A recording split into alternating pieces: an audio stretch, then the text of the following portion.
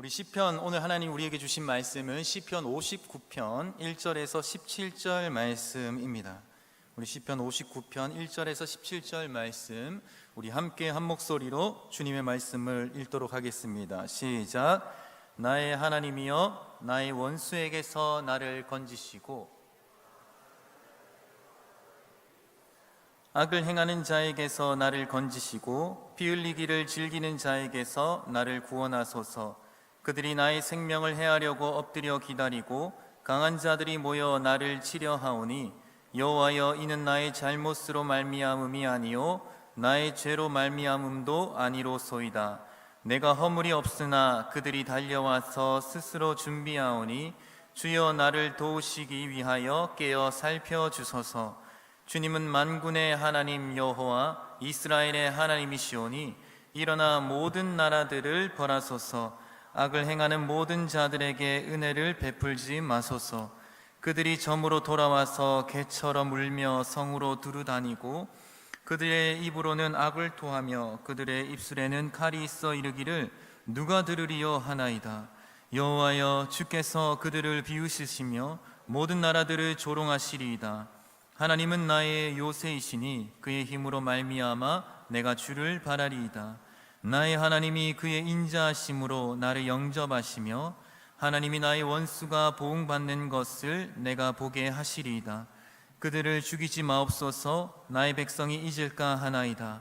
우리 방패 되신 주여, 주의 능력으로 그들을 흩으시고 낮추소서. 그들의 입술의 말은 곧 그들의 입의 죄라.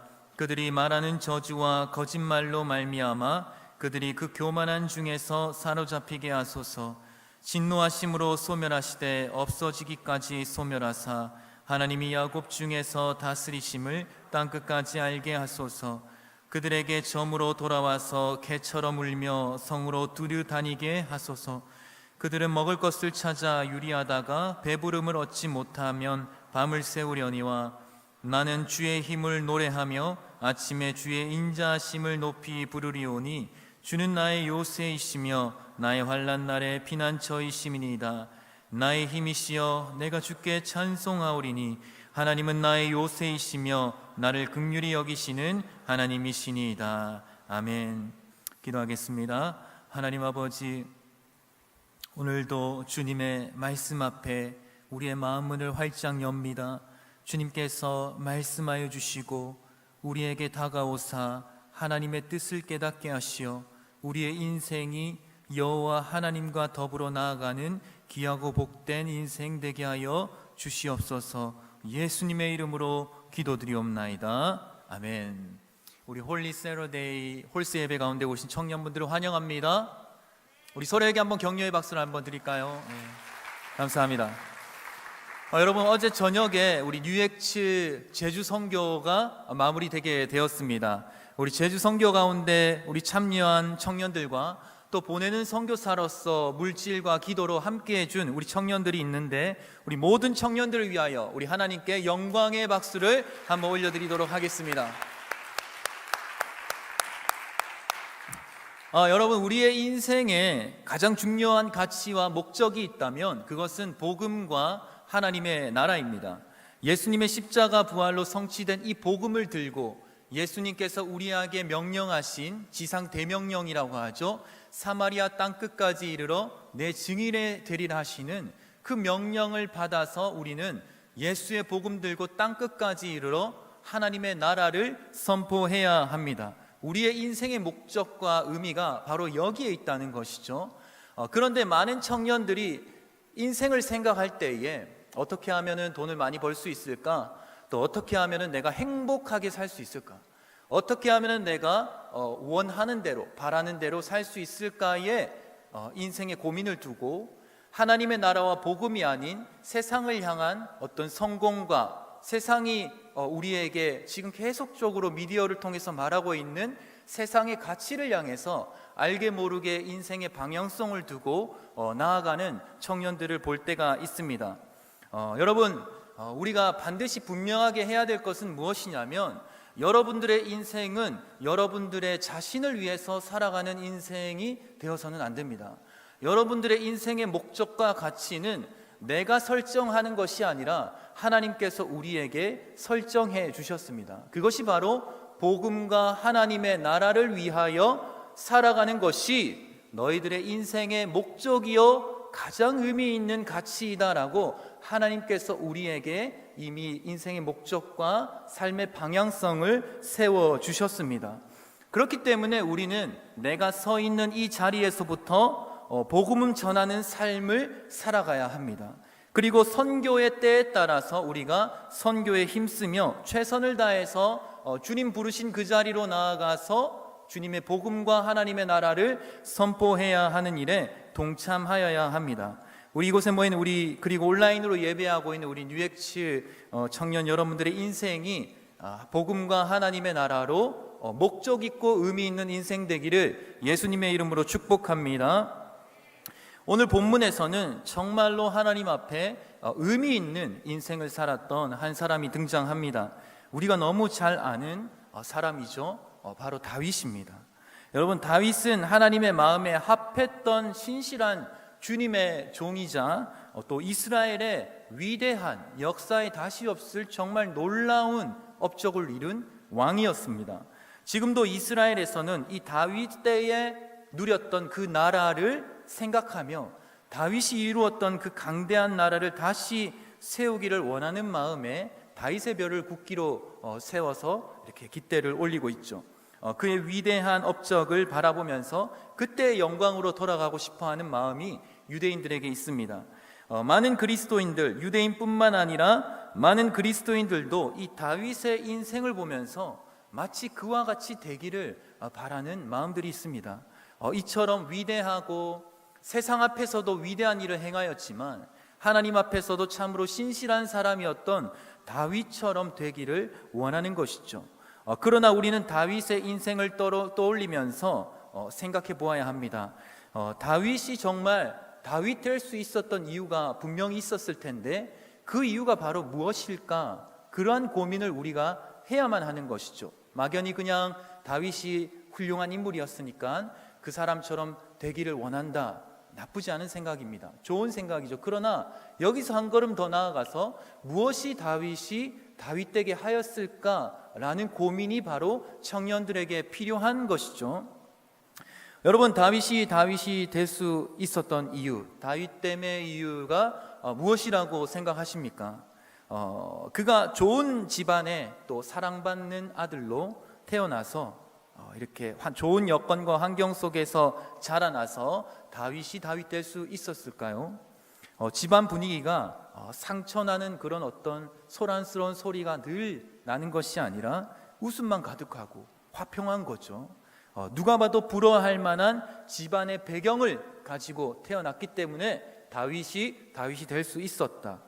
과연 그렇게 다윗이 될 수 있었을까요?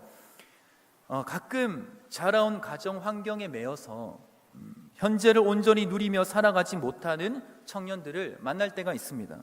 물론 한 사람이 이 땅에 태어나서 자라나는 과정 속에서 가정 환경은 큰 영향을 받게 됩니다. 그러나 내가 자라온 가정 환경이 나의 인생을 결정짓지는 못해요. 그것에 대해서 그런 어떤 자라온 환경이나 자라오면서 겪었던 경험들이 내 삶에 나의 인생에 영향은 줄 수 있지만 그것이 나의 인생을 결정짓지 못하는 사실은 여러분들은 잘 기억하셔야 합니다. 여러분, 다윗을 한번 생각해 봅시다. 다윗은 8형제 중에 막내 아들로 태어났습니다. 여러분들 혹시 요 중에 그 막내 계십니까? 막내 한번 손 들어보세요. 막내, 여러분 막내들은 보통 좀 저도 이제 삼형제거든요. 여러분 삼형제 중에서 제가 몇째로 보이십니까? 막내? 자, 막내라고 생각하시는 분 한번 손 들어보세요. 막내, 좋아요. 그럼 첫째다. 첫째 한번 손 들어보시죠. 이 사람 반드시 첫째다. 왜 이렇게 없어? 평소에 내 이미지가 어떻지? 자, 이 사람은 둘째다. 이런 사람 손 들어보세요. 둘째, 거의 막내, 그 다음 둘째, 그 다음 첫째 이런 것 같은데 저 발표하겠습니다. 물 한 잔 마시고. 여러분, 저는 이 둘째입니다. 둘째. 둘째이기 때문에 아래에서 치이고 위에서 치이고 치이면서 상처를 많이 안고 있던 둘째였습니다. 그러나 여러분들에게 간혹 이렇게 막내처럼 보이고 또 이렇게 여유가 있는 것처럼 보여도 그것은 많이 좋아진 것이고요. 저는 이 과거의 아픔과 부모님으로부터 받은 그 어떤 나만의 상처, 이것에 매여서 허덕이던 한 청년에 불과했습니다. 그러나 그 상처와 내가 자라왔을 때 겪었던 마음의 어려움들이 나의 인생을 결정짓지 못한다는 것을 깨달았을 때, 그때 나는 점차 과거의 아픔으로부터 자유함을 얻으며 비로소 그때 예수님과 더불어 걸어가는 인생을 시작했던 것 같습니다. 여러분, 우리 다윗의 가정을 환경을 한번 돌아봅시다. 다윗은 정말 좋은 집안의 배경을 안고 화목한 가정 속에서 자라났던 그런 사람이 아닙니다. 다윗은 8형제 중에 막내 아들로 태어났고, 우리가 생각할 때 이 막내라 함은 가족들의 사랑을 나름대로, 물론 아니라고 생각하는 분도 있지만 나름대로 일상적으로 보면은 막내는 가족들의 사랑을 받으면서 자라나게 됩니다. 그러나 이 다윗은 막내로서 그렇게 좋은 대우를 받으면서 자라났던 사람이 아닙니다. 사무엘상 16장을 보면은 다윗이 그 가족들 사이에서 어떤 대우를 받으면서 살았는지 적나라하게 기록되어 있습니다. 사무엘상 16장 10절에서 11절 말씀을 여러분들이 한번 읽어주시겠습니다. 시작.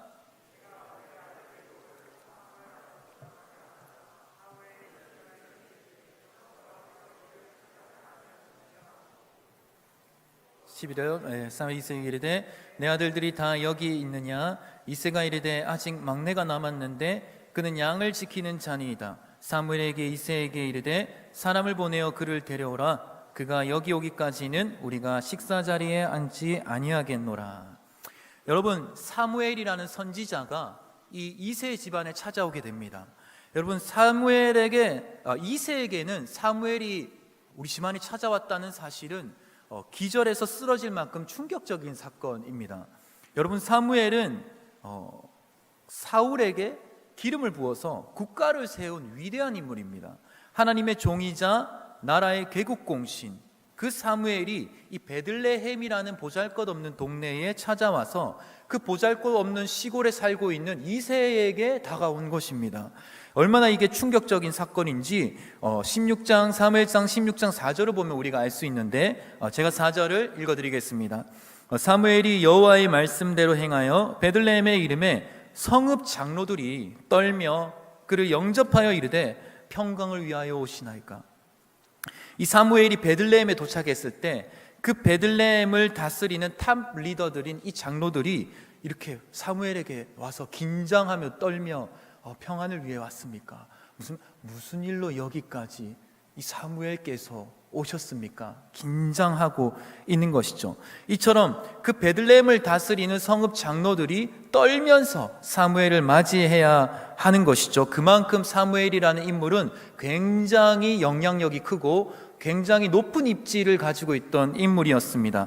그런데 이처럼 베들레헴의 탑 리더도 떠는 이 사무엘이 그 베들레헴의 이새라는 사람에게 가서 그 사람을 만나기 위해 온 것이죠. 이새의 입장에서는 정말 기절할 만큼 충격적인, 너무 놀라서 체할 만큼 그런 일들이었던 것입니다. 사무엘은 이새를 만나서 이제 그의 아들들을 보기를 청하죠. 사무엘이 이새의 아들들을, 너의 아들들을 나에게 보여라 라고 했을 때 여러분들 같으면 만약에 여러분이 이새 입장이었으면은 어떤 생각을 했을 것 같습니까? 한 나라의 거의 대통령급인 사람이 와서 당신 아들 있어? 그럼 나한테 보여봐. 그렇게 됐을 때에 이 아버지로서의 어떤 직감이 들까요? 이것은 인생 역전의 길이다. 우리 자녀들이 출세길이 여기서 갈리겠다. 우리 자녀들의 인생이 어쩌면 성공을 향해서 여기서 결정나게 되겠구나. 여러분, 그런 생각하지 않겠습니까? 이새도 직감적으로 깨달았습니다. 사무엘이 내 아들을 보기를 원해. 이거 잘하면 우리 아들들 인생이 여기서 역전될 수 있겠는데 이제는 베들레헴에서 떠나 예루살렘으로 이제 갈 수 있겠다. 어쩌면 아들들의 인생이 정말 성공을 향해서 나아갈 수 있는 귀한 자리라는 것을 이새는 직감하였을 것입니다. 그래서 이새는 그 아들들을 정말 한 사람 한 사람 데려와서 사무엘에게 정성스럽게 보여줍니다. 그런데 여기서 소외된 아들이 있어요. 그 아들이 누구입니까? 바로 다윗이죠. 다윗이 여러분 보기에 굉장히 흉한 얼굴이라서 이새가 체면상 우리 다른 아이들은 인물이 준수한데 다윗 너는 정말 너무너무 못생겼으니까 얘는 좀 빼고 우리 집안에 체면도 있는데 좀 보기에 좋게끔 멋지고 아름다운 사람만 사무엘 앞에 세우자, 이런 마음으로 여러분 다윗이 빠졌을까요? 여러분 사무엘상 16장 12절을 보면은 다윗의 용모에 관해서 나오는데 이렇게 기록하고 있습니다. 다윗은 빛이 붉고 눈이 빼어나고 얼굴이 아름답다고 기록하고 있습니다. 굉장히 꽃미남이었다. 지금으로 말하자면은 강동원이나, 여러분 강동원 아십니까? 요즘에는 제 시대 때는 정말 미남이었는데 요즘에는 누가 미남이죠?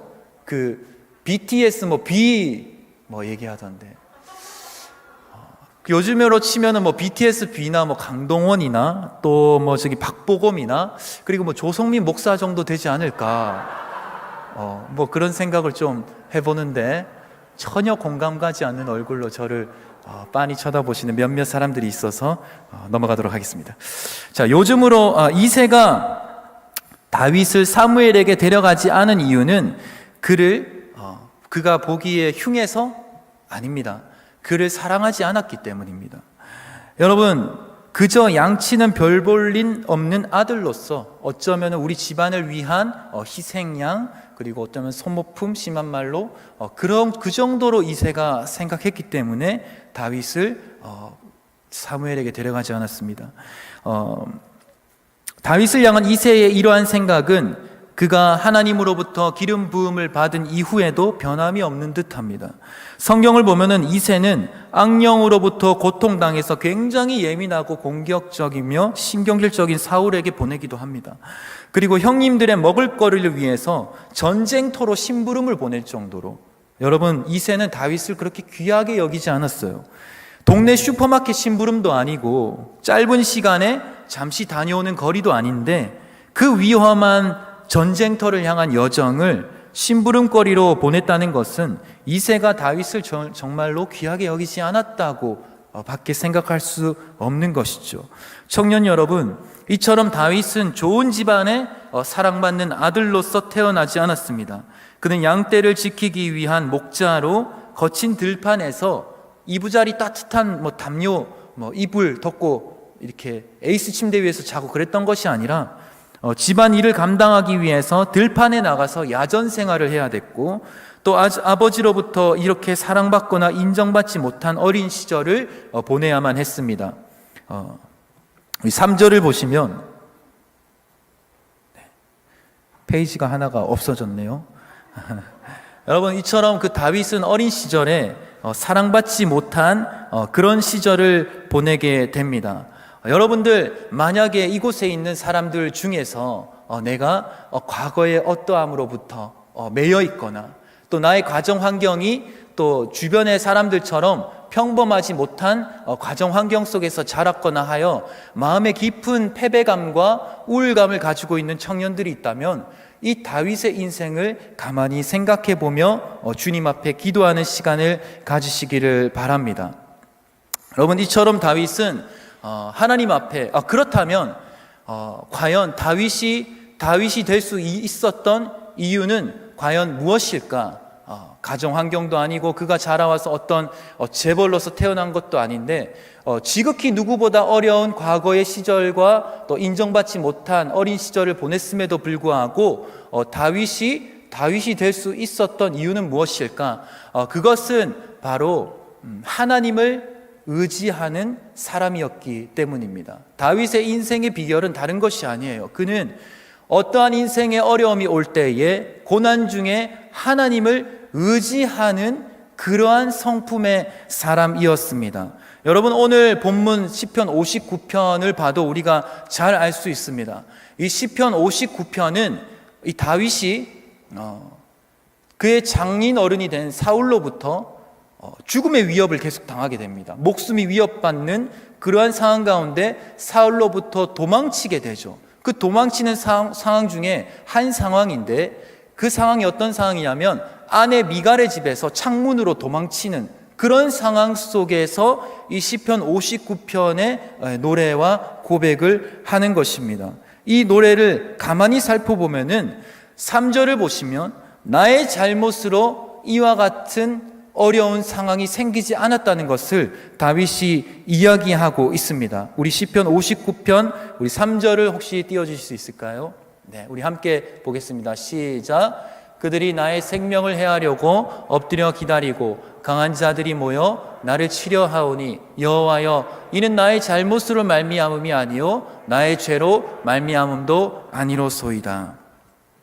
다윗이 시편 59편에서 내가 지금 많은 사람들에게 쫓기는 이런 상황, 내가 아무 잘못도 하지 않았는데 사람들이 나를 죽이려고 달려드는 이 이유 없는 고난과 어려움에 처했다고 그렇게 우리는 확인할 수가 있죠. 자신은 아무런 잘못이 없지만 피 흘리기를 즐기는 자들이 달려와서 나를 죽이려고 합니다. 이런 상황 가운데 다윗이 있는 겁니다. 여러분들께서는 시편 59편의 다윗과 같은 경험이 혹시 없으십니까? 여러분, 대학 생활을 하거나 직장 생활을 하거나 또 교회 안에서 누군가가 아무 이유 없이 나를 적대하였던 경험이 있는 분이 이 중에서 계실 겁니다. 다윗은 이 아무 이유 없이 고난받는 상황 속에서 하나님을 의지할 줄 아는 사람이었죠. 여러분, 저는 군복무를 하면서 아무 이유 없는 고통과 또 어려움을 당한 적이 있습니다. 제가 22살에 논산훈련소에 입소했거든요. 그래서 강원도 철원 그 지포리 갈마릅에 있는 8127 부대 그 알파 포대에서 155mm 자주 곡사포 포병으로 군복무를 하게 됐습니다. 혹시 그 155mm 자주 곡사포 포병으로 군복무하신 분 계십니까? 있네요. 네, 반갑습니다. 그때에 제 알파 포대를 맡고 있는 포대장이 육군 3사관학교 출신의 대위였습니다. 근데 이분이 그 진급에 야망이 있던 분이셨어요. 반드시 진급하겠다. 어떤 얘기를 자주 하셨냐면 자신은 진급을 위해서라면 상사가 죽은 척이라도 해봐라 하면은 바로 길바닥에 엎드려서 죽은 척이라도 할 수 있다고. 그래서 야망에 대해서, 진급에 대해서, 출세에 대해서 굉장히 열망이 있는 사람이었는데 제가 이 포병으로 이곳에 군복무를 하게 된 것이죠. 그런데 제가 이 포병으로 이 포수의 역할을 하다가 행보관의 눈에 띄어서 총기와 탄약을 관리하는 병기 개원으로 이제 보직이 임무가 바뀌게 되었습니다. 그때부터 우리 그 포대장이 저를 아무 이유 없이 괴롭히기 시작하는 거예요. 고참이나 우리 병사들이 저를 힘들게 하는 것이 아니라 이 군대의 장을 맡은 장교가 저를 힘들게 하는 것입니다. 한 번은 이제 계속 이제 인격 모독 수준의 폭언을 저에게 일삼는 것이죠. 아무 이유가 없습니다. 그냥 얼굴 보이면 욕부터 하기 시작하는 거예요. 이제 그렇게 이제 제가 견디다 못해서 어느 한 날은 그 자리에서 이제 듣다가 화장실로 뛰쳐나가서 막 이렇게 소리를 지르면서 소란을 일으킨 적이 있습니다. 저도 이제 한계를 넘어선 것이죠. 그것을 견디기가. 그때에 그 포대장이 저를 부르더니 이제 자기가 너를 괴롭히는 이유에 대해서 이제 알려주셨는데 저는 그 이유가 정말 이해가 되지 않았습니다. 그 이유가 뭐냐면 내가 왜 너를 갈구는지 알아? 이렇게 묻더군요. 그래서 저는 잘 모르겠습니다. 이렇게 대답했습니다. 그러니까 너가 총기 탄약을 관리하기 때문에 내가 너를 갈구는 거야. 이렇게 대답을 하는 거예요. 여러분, 이게 이해가 되십니까? 저는 그때 이해가 안 됐거든요. 그래서 이제 설명을 하는 거를 나중에 들었는데 총기 탄약을 관리하기 때문에 너는 위험한 인물이다. 그렇죠? 혹시 너가 총을 들고 탄약을 놓고 사람들을 쏘면 안 됐기 때문에 내가 너를 괴롭혀서 군기를 바로잡아 이 사건을 예방하겠다는 이유로 저를 내도록 괴롭히는 거예요. 여러분들 어떻게 생각합니까? 이게 납득이 되십니까? 총기 탄약이라는 위험물을 관리하는 병사를 위로해주고 수고한다고 힘을 보태주고 정말 멘탈을 잡아줘야 되는데 그 멘탈을 부셔서 군기를 세워 사건을 예방한다고 하는 것이죠. 아마 일반적으로 그런 어떤 멘탈이 부셔질 상황까지 가면은 그 사람이 총기를 난사하지 않겠나 이런 생각을 해야 되는데 정반대의 생각을 하는 것이죠. 그렇게 저는 이유가 되지 못하는 그런 괴롭힘을 거의 병장이 되고 나서도 계속해서 지속적으로 장교로부터 받았습니다.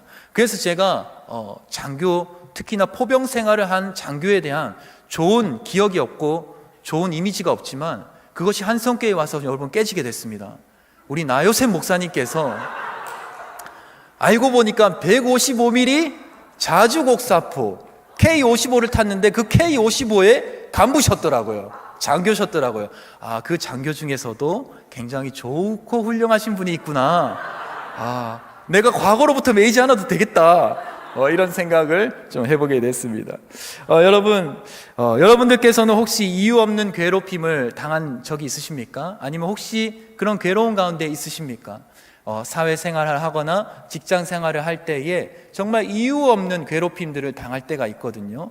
지금은 여러분들이 그런 적이 없는데요 할지라도 나중에 충분히 그러한 괴로운 가운데 처할 수 있는 상황이 여러분들에게 나타날 수 있습니다. 다윗도 마찬가지입니다. 오늘 시편 59편을 보면은 다윗은 아까 3절에서 말씀했던 것처럼 하나님, 나는 아무 잘못도 안 했는데 이 피 흘리기를 즐겨하는 자들이 나를 괴롭게 합니다. 그 괴롭게 하는 수준이 목숨을 위협하는 것이죠. 죽을 만큼 괴롭게 하고 죽이고자 괴롭게 하니까 그 강도가 얼마나 강렬하겠습니까? 다윗은 자신을 이유 없이 치려고 하는 이 사람들을 날이 저물 때 사냥하러 나온 들깨로 비유하고 있습니다. 우리 시편 59편 6절과 7절을 우리 함께 읽겠습니다. 6절과 7절 시작. 그들이 점으로 돌아와서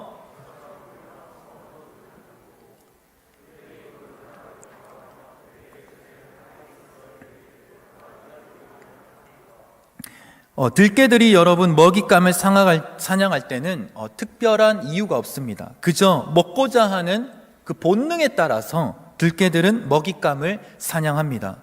들깨들은 사냥할 때 그 확신이 서지 않으면 사냥을 하지 않는다고 해요. 확실하게 이 먹잇감을 사냥하여서 죽일 수 있겠다, 사냥할 수 있겠다라는 판단이 설 때에 사냥에 임한다고 합니다. 그리고 그 사냥할 때는 언제냐면 주로 해가 떨어질 때쯤, 어둠이 깔리기 시작할 때쯤, 그때쯤에 사냥을 진행한다고 합니다. 너무 밝지도 어둡지 않은 그때에 몸을 숨겨가면서 그 먹잇감에게 접근하여 취하는 것이죠. 필요하다면 혼자서 그것이 될 것 같지 않으면은 여러 무리들을, 들깨들을 불러서 함께 무리지어서 그러한 사냥을 진행합니다.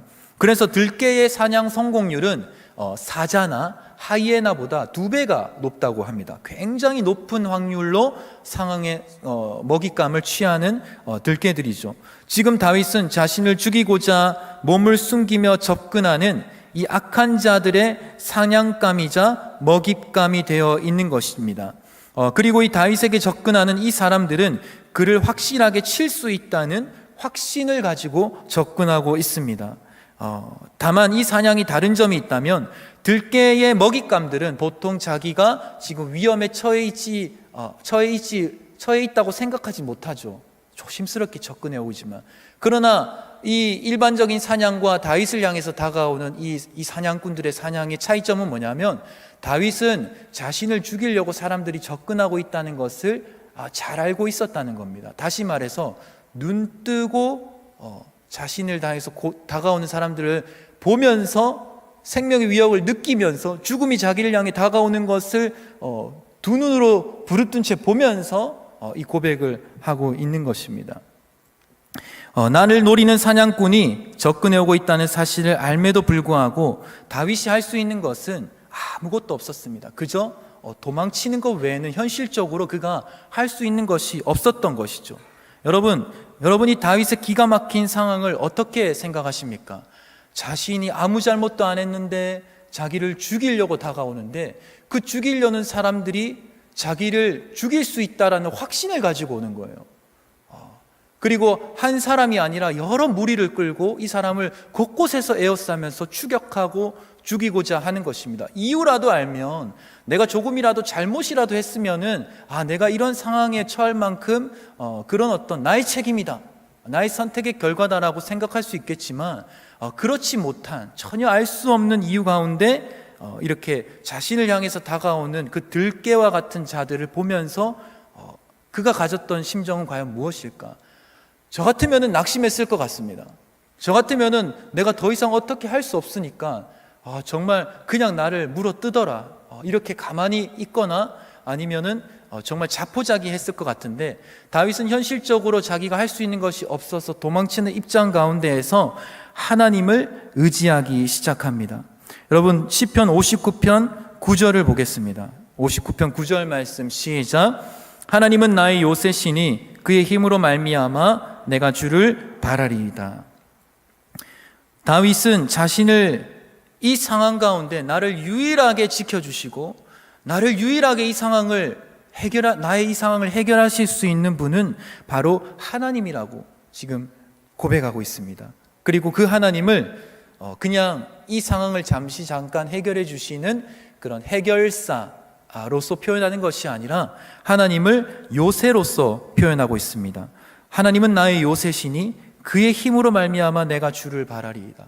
나의 이 상황과 현실은 나의 이 상황과 현실은 진짜 소망 없는 현실인데, 하나님은 요새이시기 때문에 내가 그 하나님으로 인해서 내가 주님을 바라봄으로 해서 이 상황을 헤쳐나갈 수 있습니다. 이렇게 고백하고 있는 것이죠.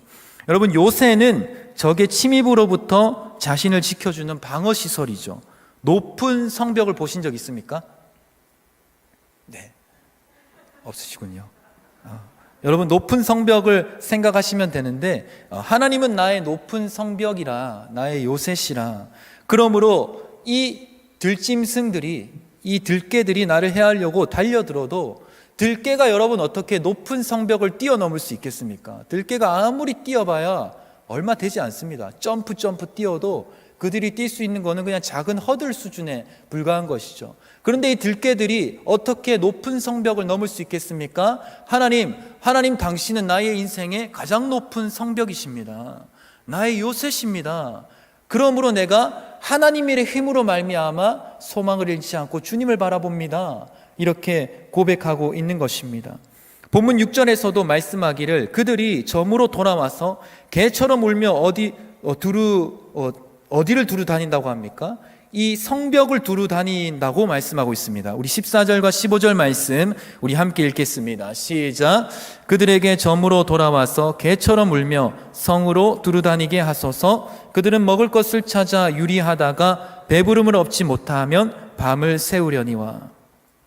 하나님을 나를 지켜주시는 높은 성벽이기 때문에 이 사냥개가 해가 저무는 그때쯤, 어드름이 깔리는 그때쯤 나를 해하려고 아무리 몸을 숨기고 다가와도 그들은 결국 나를 지켜주시는 이 높은 성벽을 뛰어넘지 못하고 그 성벽 주위를 뱅글뱅글 밤새도록 배회하다가 아침에 굶어 죽일 거라고, 배가 고파 그렇게 허기를 채우지 못할 거라고. 무슨 말이죠? 나를 상하지 못하게 한다라고 그렇게 다윗은 고백하고 있는 것을 보게 됩니다. 그때에 이 다윗은 그들이 밤새도록 목적을 얻지 못하고 나를 해하지 못한 채 성을 주위하며 밤을 샐 때 나는 아침에 하나님을 찬양하면서 기분 좋게 일어나게 될 것이다, 그렇게 고백하는 것을 16절에서 볼 수 있습니다. 우리 16절 말씀 함께 읽겠습니다. 시작. 나는 주의 힘을 노래하며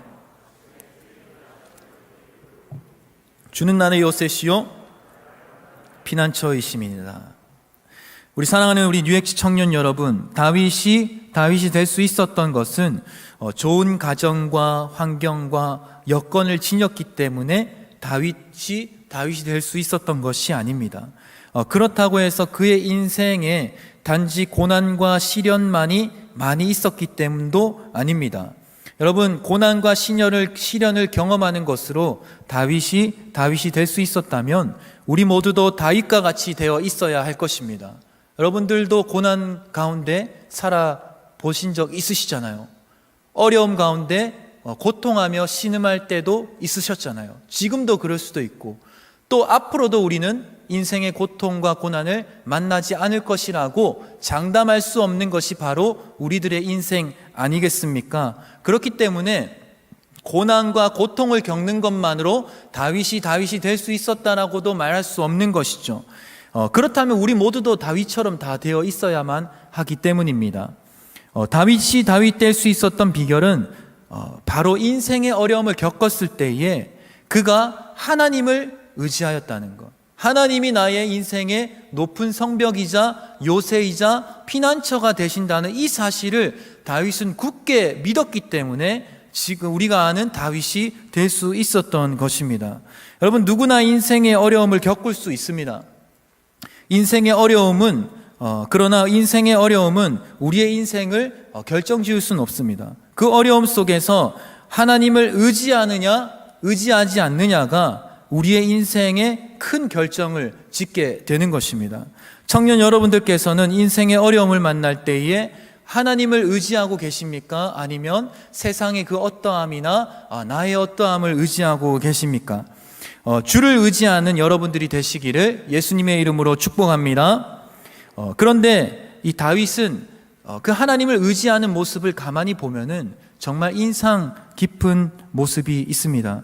다윗은 자신을 해하려는 들깨와 같은 자들에게 쫓기면서 초조하고 불안하고 또 극도의 피곤함에 지쳐서 정신없이 하나님을 의지한 것이 아닙니다.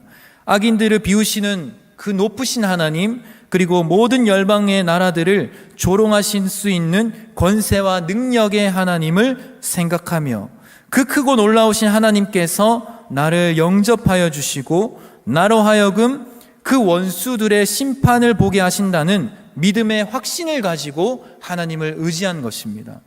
다시 말해서 다윗이 인생의 어려움을 겪을 때에 하나님을 의지하였는데 그냥 막연하게 의지한 게 아니라 정말 하나님을 향한 신뢰감을 가지고 주님을 의지하며 그 문제를 바라봤다는 것입니다. 우리 시편 59편 8절에서 10절 말씀 함께 보겠습니다. 시작. 여호와여, 주께서 그들을 비우시시며 모든 나라들을 조롱하시리이다. 하나님은 나의 요새시니 그의 힘으로 말미암아 내가 주를 바라리이다. 나의 하나님이 그의 인자하심으로 나를 영접하시며 하나님이 나의 원수가 보응받는 것을 내가 보게 하시리이다. 이 다윗이 다윗 될 수 있었던 다윗됨의 이유는 그의 인생의 고난과 시련을 겪었다, 견뎠다, 그것으로 끝나는 것이 아니라 그 하나님, 그 어려움 속에서 하나님을 의지하였다. 그러한 인생이 다윗의 인생이었기 때문에 다윗이 될 수 있었습니다. 우리 사랑하는 UX 청년 여러분, 인생의 고난과 예상치 못한 어려움 가운데 처할 때에 우리는 하나님을 의지하는 믿음의 자세를 가져야만 합니다. 우리가 하나님을 의지할 때 어떤 모습으로 의지를 해야 되냐면 하나님께서는 이 문제로부터 나를 지켜주시고 나를 구원하시는 하나님으로 믿는 마음으로 하나님을 의지하여야 합니다. 그런데 정말 여러분들께서는 인생의 어려움을 겪을 때에 하나님을 정말 믿는 마음으로 의지하며 그 상황 가운데서 주님께 노래하며 감사하실 수 있으시겠습니까? 만약에 내가 어떤 어려움을 만났어요.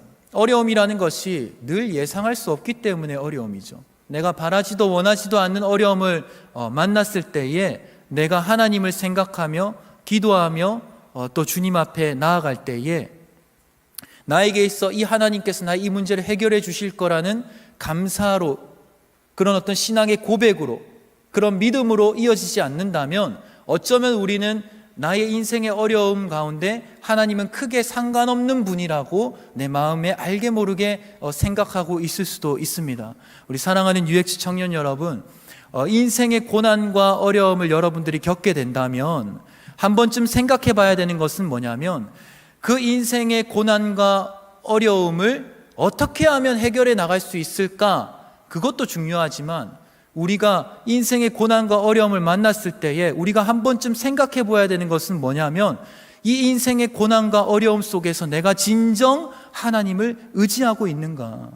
성경에서 말씀하시는 다윗의 하나님, 그 높은 성벽이여 들깨가 결코 뛰어넘을 수 없는 피난처이며 요새이신 그 하나님을 내가 정말로 믿고 있는가? 신뢰하고 있는가? 내 상황이 잘 풀리면 하나님은 하나님이고, 내 상황이 변함없이 계속 어렵기만 하면 하나님은 좀 하나님이 아니신 것 같고, 그러한 어떤 우리의 신앙에 연약함이 있다면 우리가 고난 가운데 한 번쯤 내 자신을 돌아볼 필요성이 있습니다. 여러분들께서는 어떠하십니까? 우리는 어떤 모습으로 어려움 속에서 하나님께 나아가고 있습니까? 두려움이 가득한 얼굴로, 불안한 몸짓으로 정신없이 하나님을 의지하기보다는 나를 해하고자 하는 악인들이 결코 넘볼 수 없는 하나님, 나의 피난처가 되시고 내가 그 성벽에 도움을 구하고자 나아갔을 때에 그 성문을 여시고 나를 성벽 안으로 들이시는 그 하나님을 믿는 마음으로 인생을 살아가는 우리 모두가 되기를 예수님의 이름으로 축복합니다. 여러분들 가정에 어떠한 문제가 있습니까? 고통이 있습니까? 여러분, 하나님이 여러분들의 피난처가 되어주시고 여러분들의 인생을 지켜주실 것입니다. 여러분, 직장 가운데 어떤 문제로 불안하고 피곤할지라도 그 어떤 기업보다 높으신 하나님께서는 나를 VIP로 대해주십니다. 그렇기 때문에 직장 생활 가운데에서 여러분들이 어려움을 만날 때에 정말 높은 산성이 되시는 하나님을 의지하시기를 바랍니다. 여러분, 그 어떤 인생의 파도도 하나님이라는 높은 산성을 절대 넘지 못합니다. 그러므로 우리가 인생을 살아가면서 잊지 말아야 하는 것은 우리가 하나님이라는 크고 놀라운 성벽 안에서 보호받는 존재라는 것을 여러분들께서는 잊어서는 안 됩니다. 이것이 다윗이 다윗 될 수 있었던 다윗됨의 이유입니다. 사랑하는 청년 여러분, 악한 들깨와 같은 일들이 나를 물어뜯고자 막 달려드는 어떤 상황 가운데 만약에 처해 계시다면 정말 그 하나님을 바라보며 하나님께 소망을 두며 하나님을 의지하시기를 바랍니다. 그때에 하나님께서 주시는 인간이 설명할 수 없는 큰 도움과 은혜가 여러분들에게 경험되어질 줄 믿습니다. 여러분, 이 시간 그 하나님을 생각하면서 우리 찬양하며 기도하며 나아가겠습니다. 이 시간 아무것도 두려워하지 말라.